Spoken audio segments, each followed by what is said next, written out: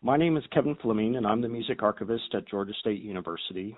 Today's date is August 18th, 2020, and I'm conducting an interview with Peter Roberts as part of the Special Collections and Archives 50th Anniversary Oral History Project. Thank you for agreeing to do this, Peter. And You're welcome. We'll start in with the first question. So when were you hired at the Georgia State Special Collections and Archives?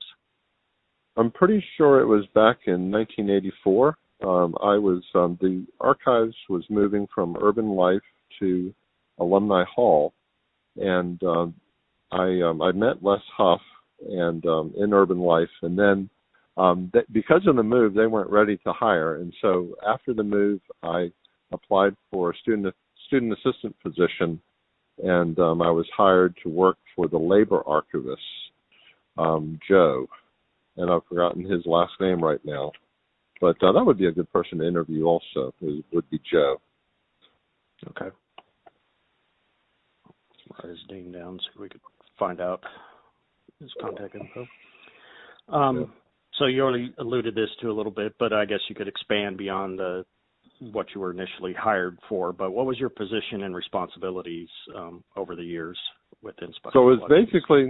It was basically in the beginning, it was really whatever Joe needed done. And he was pretty much focused at the time on creating phase boxes for some of the fragile, rare books. And so I was using the acid-free cardboard to create phase boxes for the rare books. And then I was also, there's an incredible collection of wood at in the rare book collection. It's called Huff's American Woods. And it is an extremely rare and valuable collection.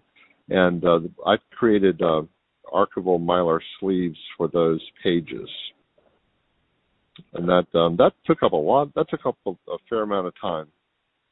But one of the things is that I had a personal computer at that time, and we had I think pretty soon after I started working there that we had a couple PC computers, and I started to help out with the PC computers that were in the department. And I was eventually in '86 or so. I was hired on as a staff member, and I helped out with the computers. We ended up getting in '86. We got, I think it was a 3Com computer network that Bill Usry had helped pay for, and I helped out with, let's see. In the beginning, it was starting off with, we got the Lane Brothers collection of photographs, and I was, in a sense, trying to create an inventory for that collection. And so early on, I was working with the photographs and then and creating an inventory for Lane Brothers, and then starting to provide access to the Lane Brothers collection. In about '88, I went from staff to instructor. And I was basically full-fledged with the photographs and audiovisual materials, including labor visual materials. And we ended up getting, sometime around there, we ended up acquiring the Tracy O'Neill photograph collection. And then '91, I moved on promoted to assistant professor, and then pretty much spent a lot of time with exhibits and computer applications in special collections around. So it was around. Actually, it was the 3Com network came. I think it was in around '91, '92, and then in '93 or '94 we got the Novell network, and I helped with that. And I guess the late. So it was about '95, '96. We got our first web page for the department, and I was responsible for that, and then starting to expand that, and then it eventually connected. Pretty soon I think we might have had a web page before the library did, but then we connected with. It became part of the library's web menu, and a lot of the time I was spent working with exhibits and providing access to the photographs and other visual materials. Okay. We had early on a text database called Finder, and then that went defunct, and then we got another text database called Index, and that worked really well until we got a different network system, and the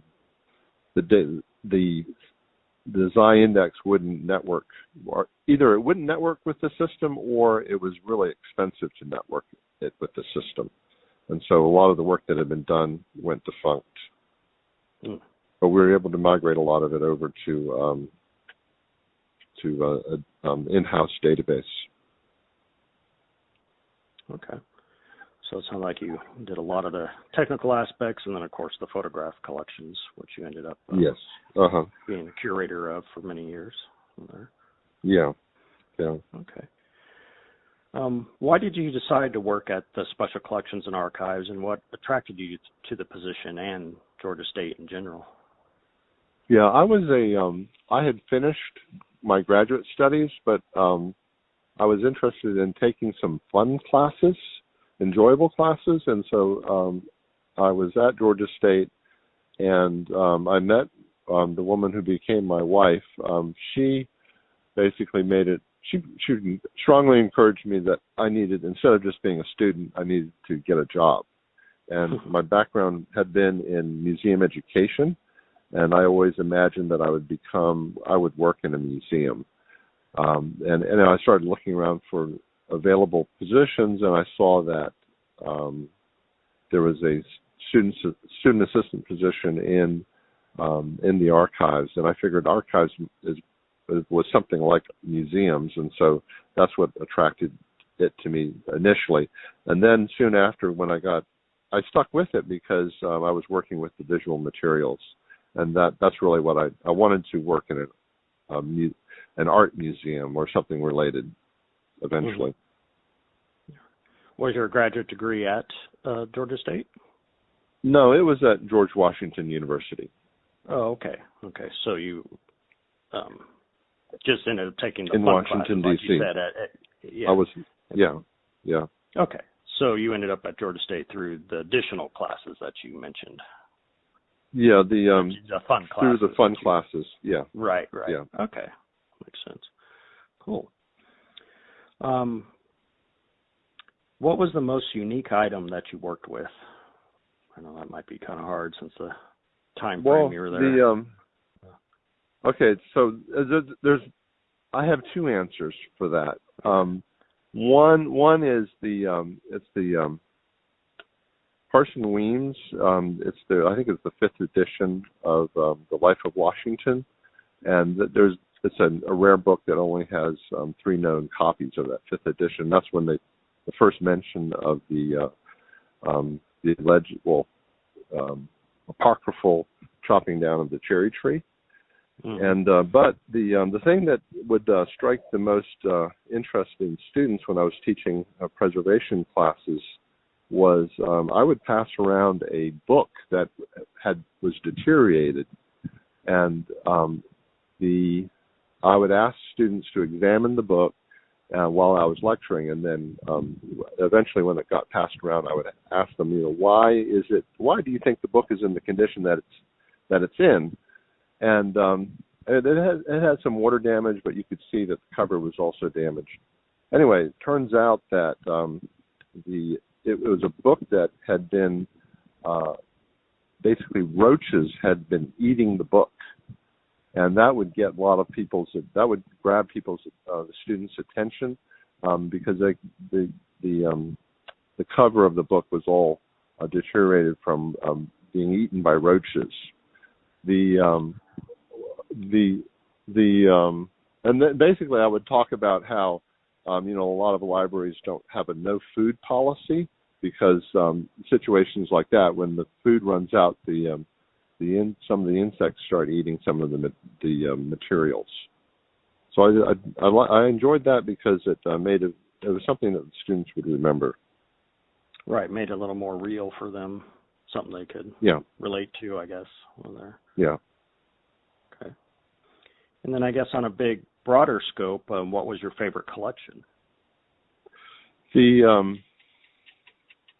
I want to say the one of my favorite collections that I worked intimately with was the Fulton Bag and Cotton Mill photographs. I spent a lot of time, in a sense, researching what it was that was in the photograph, and in doing that, there was one photograph that turned out to be two photographs joined together. It had been what it was is that there was a strike, and the people that were organizing the strike wanted the crowds to look bigger, and so they actually put two group photographs together to make the crowd bigger. Because then, looking at the photograph, you could see that there were some people on the far right that were on the far left, and they had been in both photographs and just been pieced together. So it made it look like, and this was the photograph that was made into a postcard and circulated around to the labor community to show how the number of people that were active in this strike. Anyway, I enjoyed that collection because I was able to discover what different streets that were being shown in the photographs. You could figure it out by the positioning of the smokestacks of the Fulton Bag and Cotton Mill, and with a map of the mill, you could see where the photographs had been taken, where the commissary was, and things like that. Okay. And I know you worked a lot, obviously, with the Lane brother photographs and Tracy O'Neill. Were there certain aspects of those collections? I know that you had them in different categories within those collections. Were there certain categories that you found more interesting? Yeah. So basically, the Lane Brothers collection didn't have any organization in terms of it had been kept in the wife of one of the Lane brothers, basically it was her storage shed, or sort of like carport, and it was just jumbled together. And so I think it was Bob Dinwiddie basically decided that they would create an artificial categories, and I just followed that.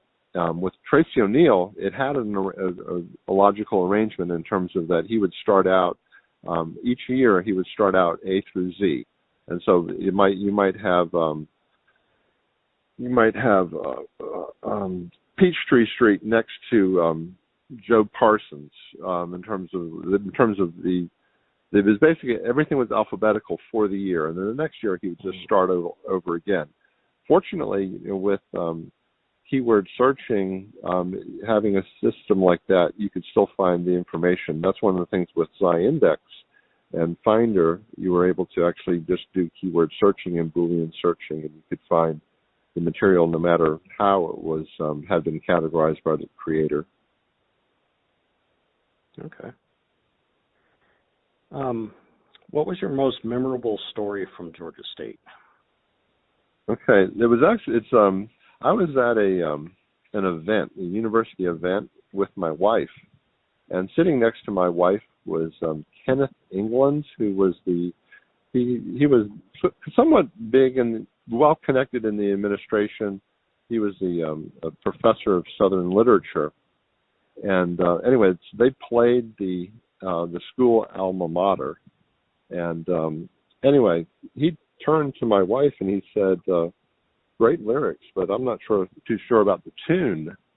And what it was is that Kenneth England wrote the words to the alma mater, and so he was just joking about how I think the alma mater, the tune is by Beethoven, and anyway, so he was promoting. It was just a funny event, and it was really quite cute that he would point that out. There's another music from us. Yeah, they used Beethoven's music and then wrote his words. But one of the things that struck me was I heard a story about somebody was walking. My wife worked in Kell Hall, and there was somebody walking through Kell Hall. And they had there was this giant, looked like a giant scorpion that was on the floor, And as they got closer, it sort of raised up, and it had its claws and everything like that. It raised up.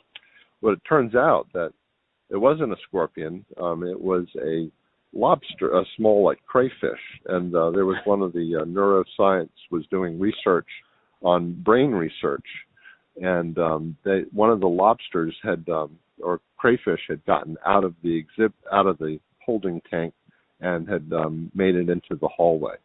So I thought that was kind of cute. Yeah, it's funny. I think you touched upon this a little bit before. I mean, just talking about what you did during your time at Georgia State, but what do you think was your greatest accomplishment? Let me think. The one was the acquisition of the Tracy O'Neill photographs. We had a lot of photographs that in the labor collection that had the name Tracy O'Neill, and I took it upon myself to look them up in the phone book, and I was able to reach the wife of the son, and they had the photographs in the basement, and just through that chance phone call, I was able to then Les kind of took over and acquired the collection, and it was really, to me, it was really brilliant. Is that they both kind of knew that the university probably would not be that supportive of financing the processing and the preservation of the collection, but so basically Tracy O'Neill had the library pay for the collection, and then he turned around and then donated the proceeds back to the library as an endowment to pay for the preservation of the collection. And so that way the library was forced to end up funding the preservation of the photograph collections. But I think, having said that, I think my greatest accomplishment there was I wrote a grant to put the Lane Brothers and Tracy O'Neill photographs into cold storage. I researched the different, what was available in terms of how it was being done to preserve acetate negatives, and I got a grant to put the materials into cold storage, and part of that was a matching grant where we had people that digitized those photographs and then putting them onto the web so that they were searchable, and they had the digital images of all the images that were in cold storage in the freezer. Okay, yeah. I mean, we're still doing that today with. Good. I'm glad to hear that. Yeah. And that was a very creative way of, with the Tracy O'Neill collection, of making sure that it got preserved by being creative with the purchasing and the endowment. So yeah, that's good. This is more a broader question, but what was the GSU campus and the Special Collections and Archive like when you worked there? I mean, obviously it's grown quite a bit over the years, but maybe you could touch upon that. Yeah. So the student body was, the majority was actually day students and a lot of night students when I started. We didn't have any boarding students. No, there was no campus housing. In the very early days, there was housing that was, in a sense, apartments that were students could find out about through the university. But everything was kind of focused around the library, Sparks Hall, general classroom building area. Everything was within a couple blocks of that, and so in a sense, physically, that's where everything was.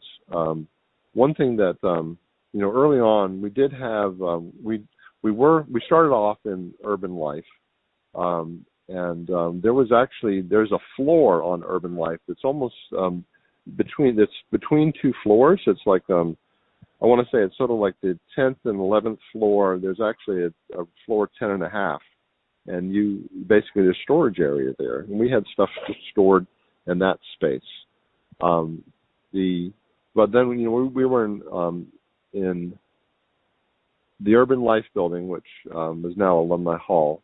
We moved to Urban Life, and we had the basement area, and the problem was is that there were pipes above us, and there was drainage from Cortlandt Street that would get into the archives on occasion. So when we finally were able to, when they were building what they called the academic building, which was in a sense, I think Ralph Russell convinced the administration to turn it into a library extension. We were able to sort of, because of us having been on the bottom floor and been exposed to all the leakage above us, then we were able to get to the top floor of the Library South, and all we had to do was worry that the roof would not leak. And as things go, the roof leaked from day one.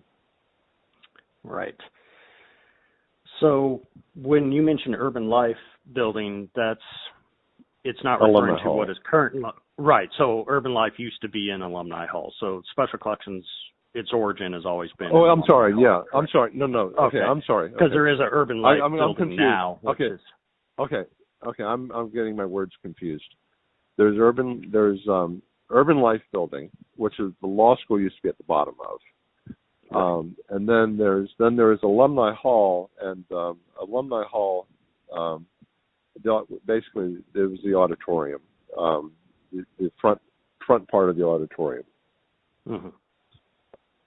which then we were in the basement of that front part of the auditorium. Right, which we still occupy today. So Okay. Were there any major events or monumental occasions when you worked there? The obviously Olympics was a major event. We ended up doing an exhibit. Basically, later on we did an exhibit where we talked about sort of GSU's participation in the Olympics.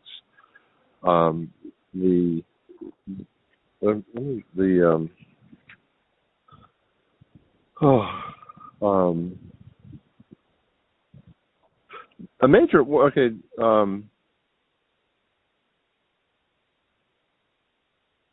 major events.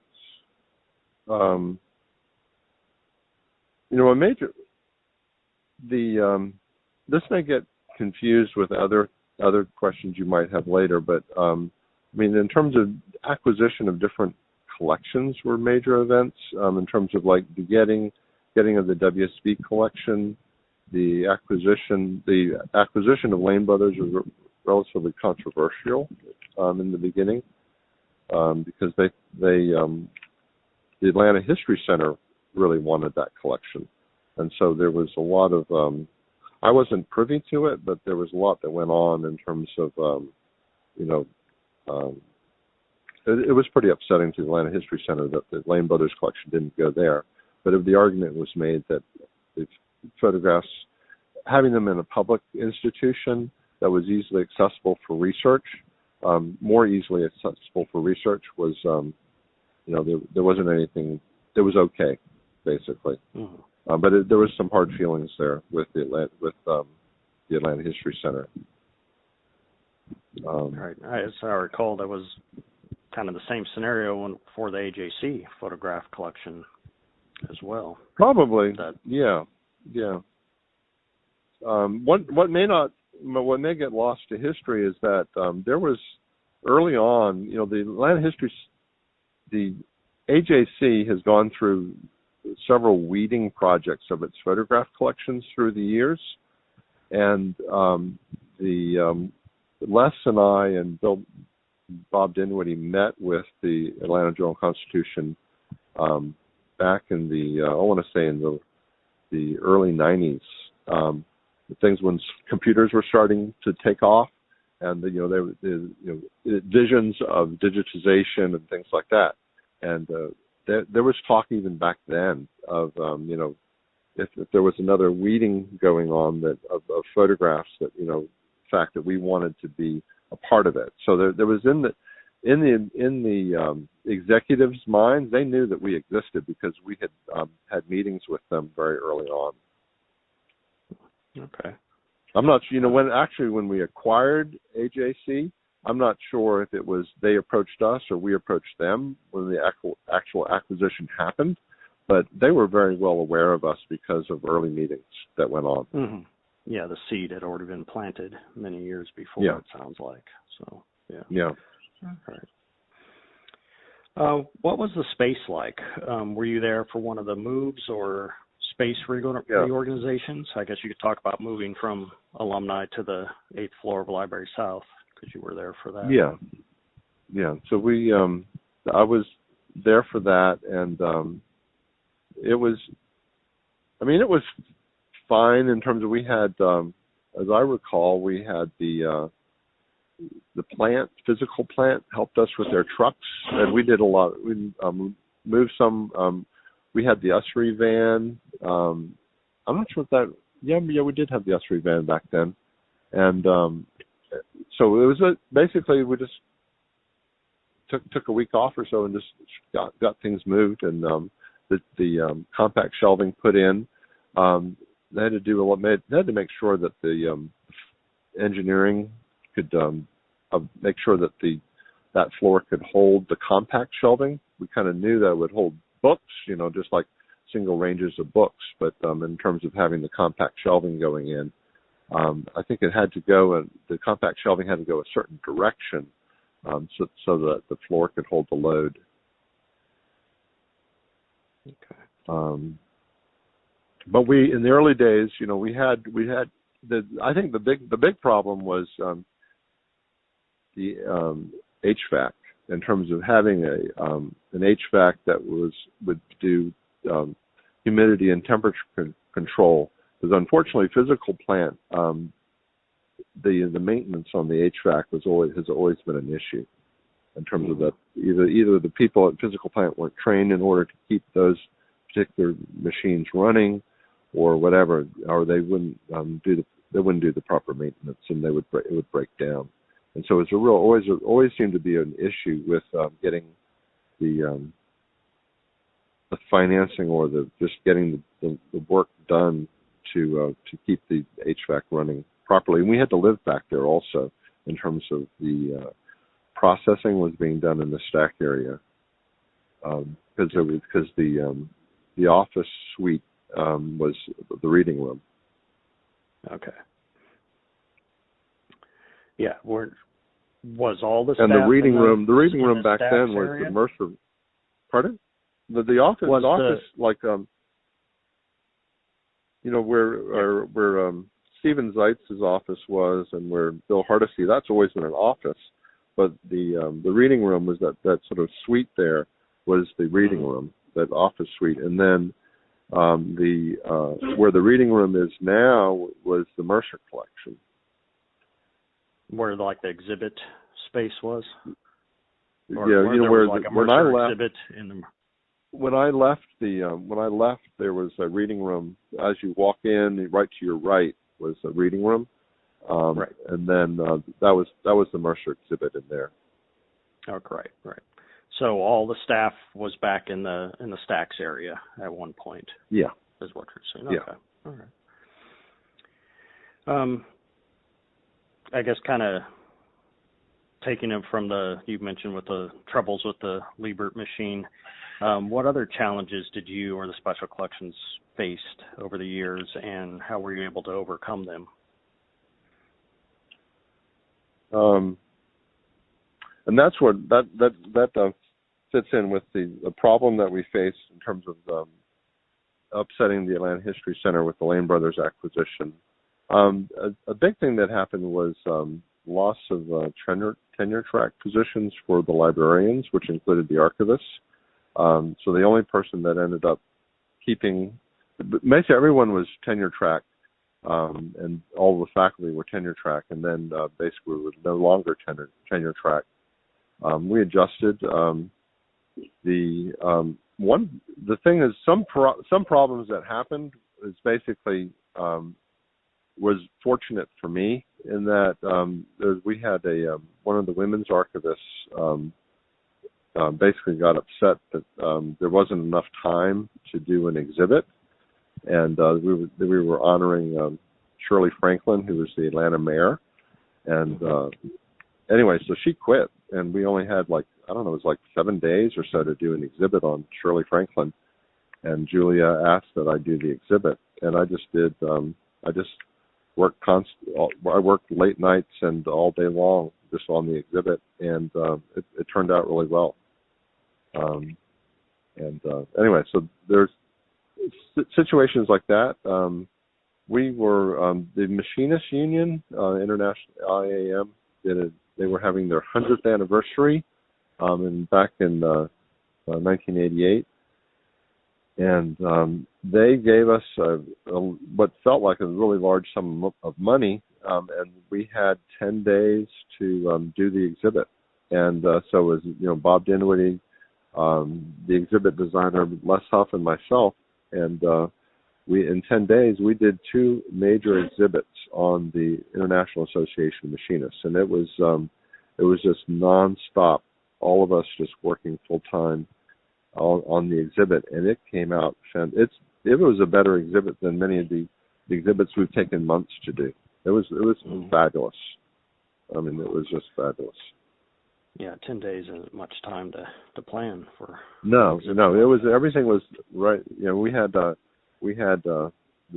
photo lab on call, and we were just constantly sending them. And these were like 6-foot photographs that we were printing out and mounting. It was a major exhibit that was done in an incredibly short time. So that was also one of my major accomplishments. But it was also a problem. But then we just buckled down and did it. And sometimes under pressure, amazing things happen. Right. It seemed like everybody came together for those projects. Yeah. Good. How was the Special Collections viewed and supported by the library administration? I was not ever really privy to, I just heard rumors. I was never really quite privy to what the truth was. But I know that sometimes I get the sense that maybe sometimes there was some sense of, I'm not sure if it's just the administration, but other librarians were a little bit envious of some of the things. The fact, we had a network before the library did, and then we had generous donors that sometimes we could be sent to. We had money to go to a conference or something like that when other people in the library might not, because it was being funded by one of the donors, and we were able to get a departmental van to move things around. Because Bill Usry helped with the van, and Bill Usry helped with the 3Com network early on, and so there were things that we had, and that I know that the rumor that I heard was that we were off in Alumni Hall, and basically. I heard a rumor that basically they wanted us closer to the actual library administration, and physically closer, so they could have a closer tab on our activities, because we were kind of off on our own doing what we thought best. So the move to the top floor, the rumor had it that it was to get more control over special collections. Right, kind of almost to keep tabs on the activities. Okay. The next question is quite large, since you were there for a considerable amount of time, but you could focus on a few examples if you like. Can you describe the evolution of the department, such as positions, growth, structural changes, etc.? Yeah, I don't have a whole lot on this, except for the fact that, when I was there, it was Rare Books, University Archives, Southern Labor Archives, and Johnny Mercer. And then right after I got there, there was a focus on audiovisual materials in terms of photographs because of the acquisition of the Lane Brothers. But then we started looking around. It's like WSB Radio was changing their format from music to some like news and things, more news. And anyway, so they had this incredible audio collection, and they were looking for a home for it. And so we acquired it, and then we went in. We started collecting material relating to radio broadcasting. And then later on, that looked into country music because we had some good original materials, early material on country music. Then there was the women's collection. Basically, we were looking at what were the faculty and the students, in terms of research areas. Not everyone wanted to do research on labor history, so we started, what areas should we collect in? And so the second women's movement, the attempt to ratify the ERA, and collecting in that area. And then later on, there's like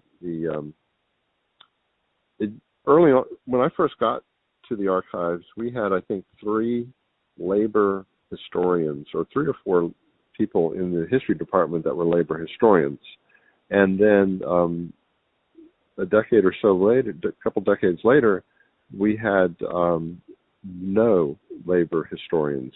And so the history professors were not assigning any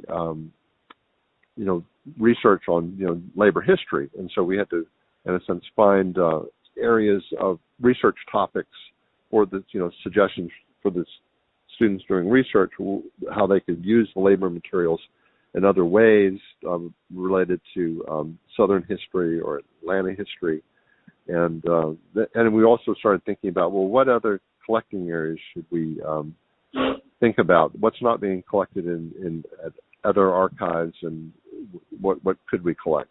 And so we would start looking at social change. And something that sort of came our way was the Georgia Government Documentation Project, which Cliff Keane was very much involved with early on, but just like oral histories with politicians around the state. And anyway, so it was. I want to say that partly an outgrowth of the fact that the history departments stopped looking at just labor history, which was our beginning. That was how we began, was a labor history archives.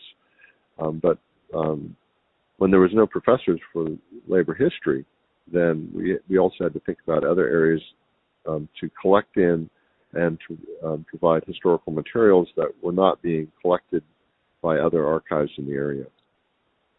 Right, but it was still focused on, it was student and faculty driven on there, so it'd be used. It was partly, well, to a large degree. Sometimes we would have to, in a sense, I remember us doing research and trying to figure out, well, how, here are the collections that we have. How can we create some,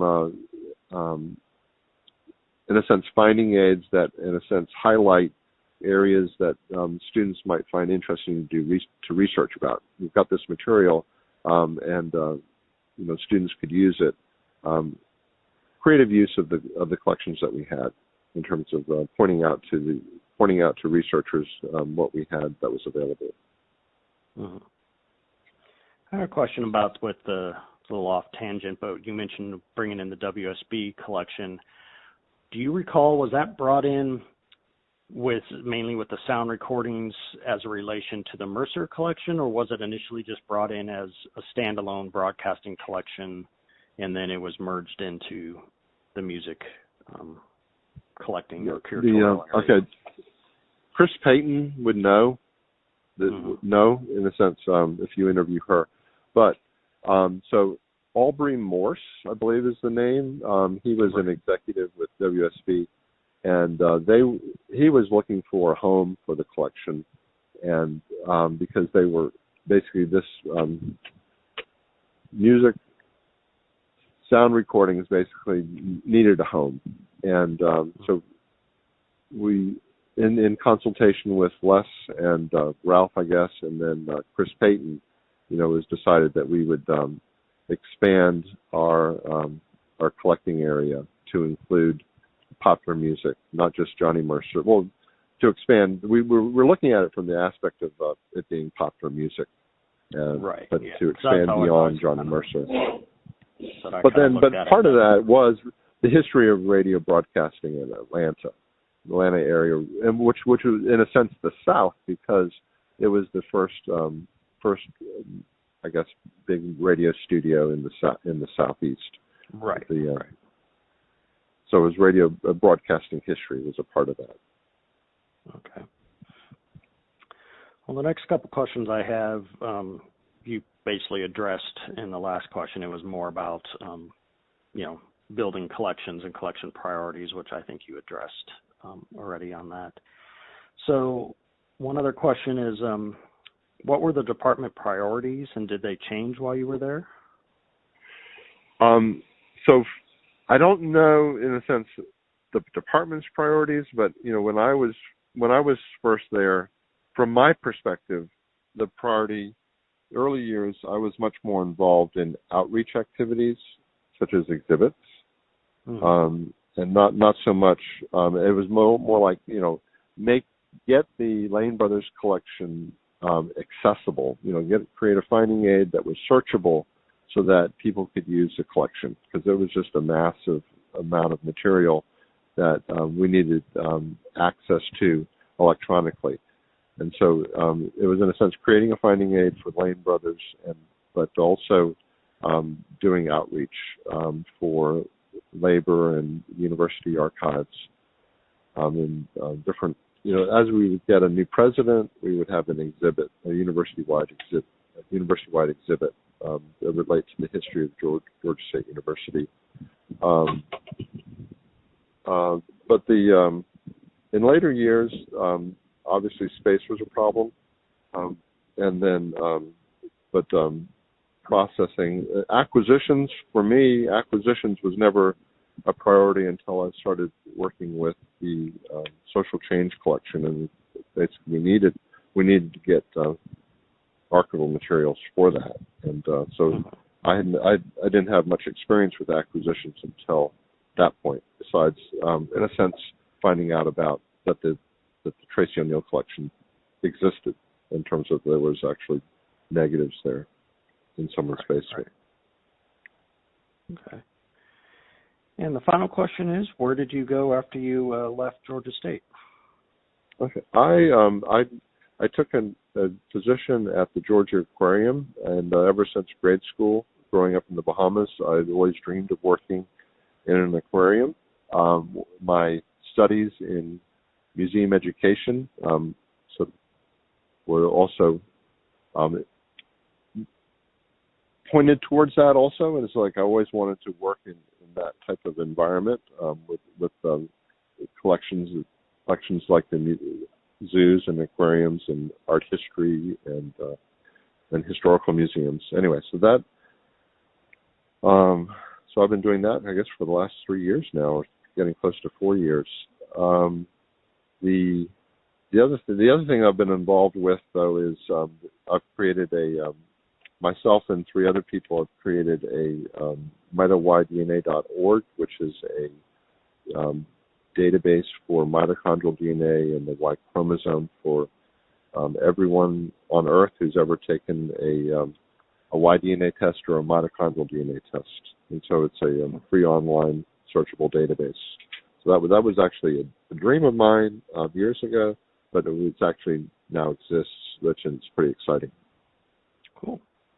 Sounds good. Yeah. All right. Is there anything else you'd like to add that I didn't cover in any of the questions? I think that's about it. I wish you all the best in what comes out of all this. Likewise. Yeah, we hope to take snippets of some of these interviews and include them in with the exhibit. We're going to do an online exhibit first and then do a physical one at a later point once the pandemic settles down a bit. So, I can't wait for that to happen. Yeah, we'll definitely let everyone know when it's... I can't wait for the pandemic to end. Yeah, same here. I think everybody's a little tired of it at this point. I just hope I live through it. Yeah, I think we all do. So, Yeah. All right. Well, thank you very much for taking the time Okay. to talk with me today.